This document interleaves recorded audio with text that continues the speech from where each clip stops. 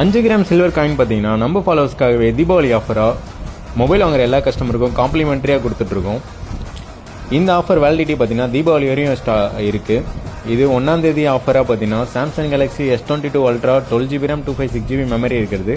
Original display fingerprint camera எல்லாமே பர்ஃபெக்டாக வேலை செய்யுது. S Pen ஆல்சோ சூப்பராக ஒர்க் ஆகுது.